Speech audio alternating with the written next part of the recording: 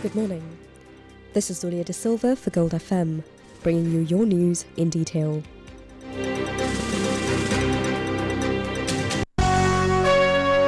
The news headlines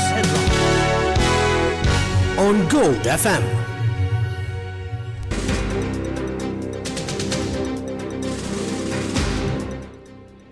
In your news headlines, QR system is back. Does international law exist? Asks Namal. Strait of Hormuz will be open one way or the other, says Trump. India comes down hard on LP gas supply. And in sports news, Saudi and Bahrain Grand Prix cancelled.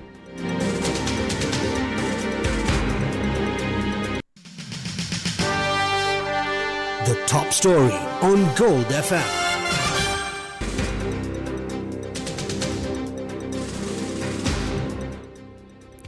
Fuel queues are back, with the Ministry of Energy officially re-implementing the National Fuel Pass QR code system to manage dwindling reserves and combat illegal hoarding. The QR system was in place as of 6 a.m. today. The government says the mandatory rationing is a direct response to supply chain disruptions caused by the ongoing conflict in the Middle East and a sharp rise in domestic demand. Authorities warned that fuel supply chains are being adversely affected by the regional geopolitical situation, placing additional pressure on Sri Lanka's reserves. However, officials also blamed illegal hoarding and black market activities for the surge in demand, stating that the QR-based system is essential to ensure economic activity continues and that the public maintains uninterrupted access to fuel. Under the new regulations, no fuel will be distributed at any filling station nationwide without a valid QR code, which now serves as a mandatory authorization for every vehicle category. The ministry has set strict weekly quotas. Motorcycles and quadricycles have a limit of 5 litres a week. Motor cars and three-wheelers will receive 15 litres, vans and special purpose vehicles are allocated 40 litres, buses will get 60 litres, and motor lorries are permitted 200 litres a week. Vehicle owners with unchanged registration details were able to download their codes from the official website at midnight, while those with new vehicles or changed mobile numbers must complete a fresh registration on the portal, which opened at 6 a.m. today. All this must be done via the official website fuelpass.gov.lk. For more information, visit www.heronews.lk/en.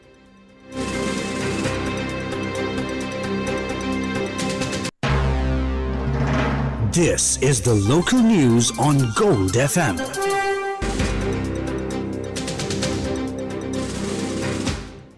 Does international law exist in today's context? That is the question that MP Namal Rajapaksa posed during the India Today Conclave 2026. When asked what he thought of the torpedoing of the Iranian ship, the Iris Dana, this is what he had to say. If you look at the legality of it, it can be argued as it is illegal, and the question is whether there is international law on today's context. The international law and human rights, or whatever they preached to us some time ago, is to be questioned by themselves at this stage. Academics can argue at the legality of this, but moral values and the ethics and the practice of Indian Ocean clearly been broken. And that is something that we have to bring into dialogue. In our part of the world, are we going to allow it in the future, or are we going to make sure that we come on order to make Who's sure... the we here?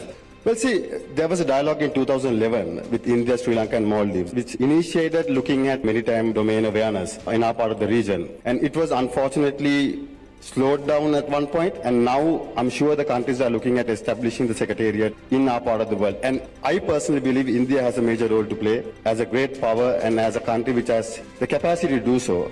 But again, it comes to the question of morality, and I believe the region must get together and to make sure that we keep our region safe. The MP was also of the opinion that Sri Lanka should work to strengthen ties with India. When questioned on the issue of the Kachativ Island, this is what he had to say. I believe so. I honestly thought that we will get explanation. We will ask for explanation from the authorities, from the US government, or at least the mission back in Sri Lanka, because we cannot walk away saying it happened in economic zone, it's not in our waters. And yes, Sri Lanka maybe doesn't have the capacity to detect a submarine. As you know, submarine can be detected only by another submarine. But we do have a right. It's a sovereign right of Sri Lanka. And we have a right to ask what happened. And the question goes back to the government of Sri Lanka, whether we knew about it or not. Sri Lanka has to make sure that we maintain our standards, we maintain our stand on this, and also make sure that these people are safe, because it's happened in our waters. And now they are in Sri Lanka. And the practice is, in such situation, you don't repatriate until the war is over. So Sri Lankan government can make a decision on this. Anyone can request or give an order, but at the end of the day, it's how our governments take our own decisions.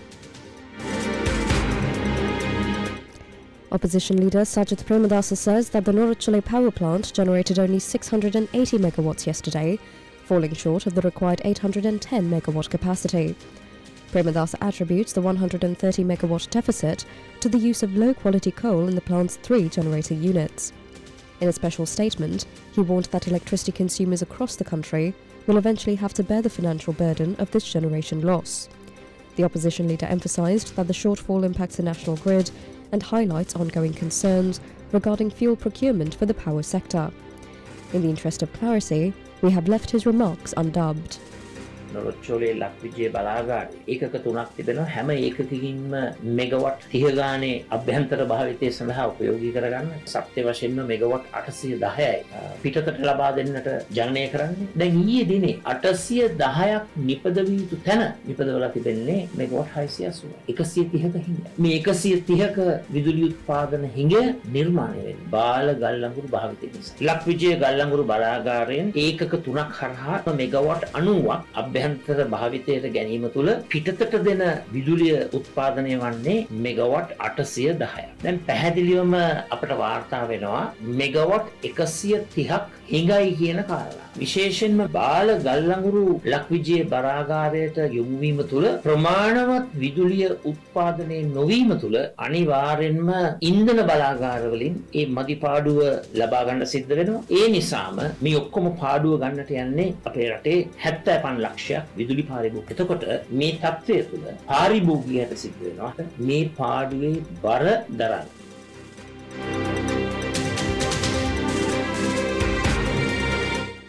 The Inspector General of Police ordered an immediate investigation into 3 police officers for allegedly leaking information to drug traffickers. Authorities are investigating alleged audio recordings of phone conversations where officers warned suspects of incoming raids to facilitate their escape. One recording reportedly reveals an officer informing the son of an alleged major drug trafficker, known as Babu Vitashanti, about a planned search of their Mount Lavinia residence. A similar incident is said to have occurred in Yatiantota, where an officer contacted a suspect while colleagues surrounded the property for an arrest.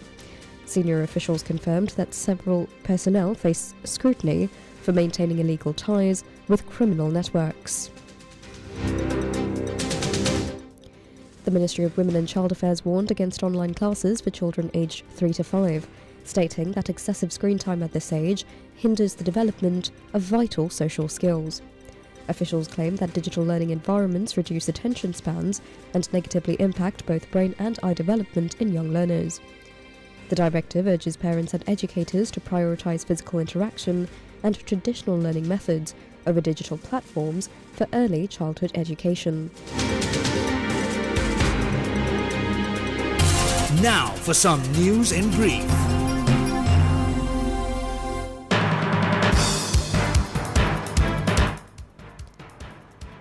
The Department of Meteorology says that afternoon thunder showers exceeding 50 millimetres will affect the western, Sabragamur, central and northwestern provinces, alongside several key districts, as atmospheric conditions remain unstable across the island.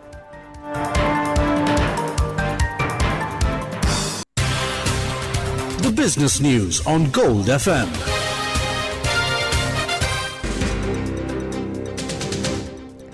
Fertitta Entertainment entered negotiations to purchase Caesars Entertainment for $32 per share in a deal valued at $6.5 billion in equity.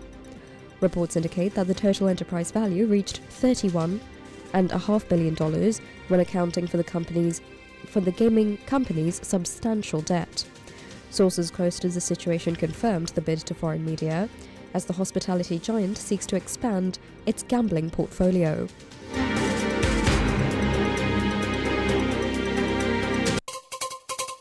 International news on Gold FM. US President Donald Trump is vowing to reopen the Strait of Hormuz as UAE enters damage control. United States President Donald Trump declared that he will get the Strait of Hormuz open, safe and free one way or the other. The threat comes amid reports that the Iranian government is considering a new strategy to control traffic through the Strait of Hormuz by only allowing passage to tankers trading oil in Chinese yuan. A senior official told CNN that the proposal aims to manage the vital waterway, which accounts for 20% of the world's global oil shipments.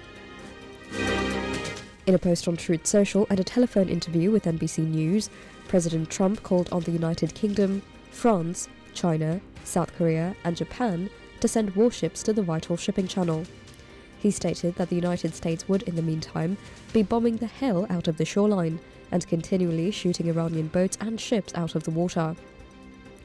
Despite claiming that the US destroyed 100% of Iran's military capability, the president admitted it remains easy for Tehran to deploy drones and mines. He also claimed that the US totally demolished Karg Island, a hub for 90% of Iran's oil exports, adding that he might hit it again just for fun. Tehran's representative in Geneva, al-Barani, dismissed the president's claims as fabricated lies. The Iranian Foreign Minister Abbas Araghchi warned that if Iranian facilities are targeted, Tehran will respond by striking American companies and assets in the region. He further claimed that the Strait of Hormuz remains open to all except tankers belonging to Iran's enemies. Araghchi also dismissed rumors about the health of the new supreme leader, Mojtaba Khamenei, following US President Trump's public questioning of whether he was still alive. As the conflict intensifies, the United Arab Emirates appears to be in a state of high alert damage control.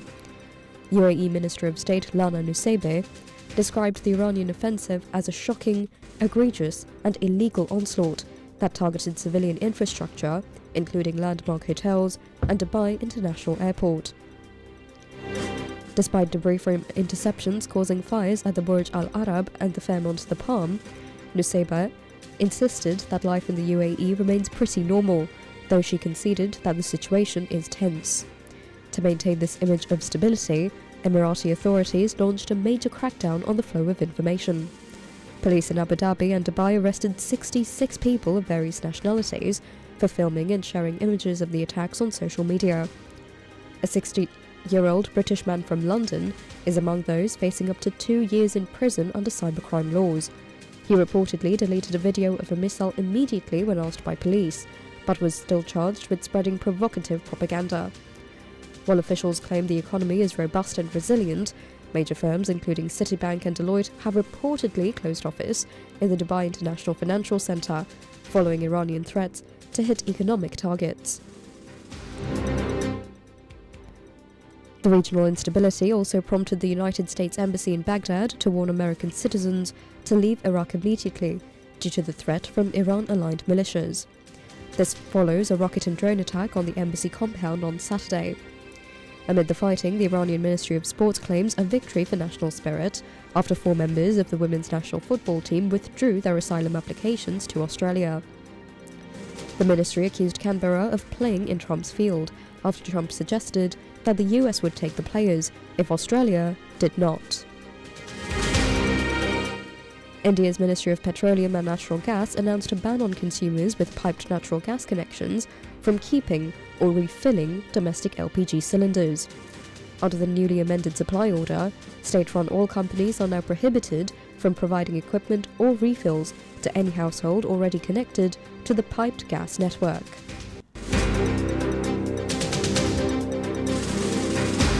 Entertainment news on Gold FM.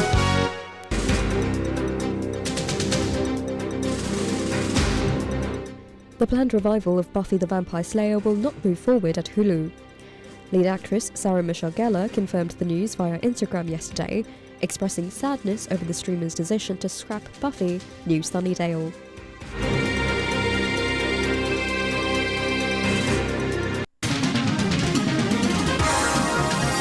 Sports news on Gold FM. Formula One cancelled the Bahrain and Saudi Arabian Grand Prix weekends in April due to ongoing Middle East conflict. The governing body concluded that regional safety concerns make hosting the events at Sakhir and Jeddah impossible. No substitutions will replace these dates, resulting in a 5-week season gap and a commercial loss exceeding £100 million. That's it for now. This is Dulia De Silva for Gold FM. Thank you and have a lovely day ahead.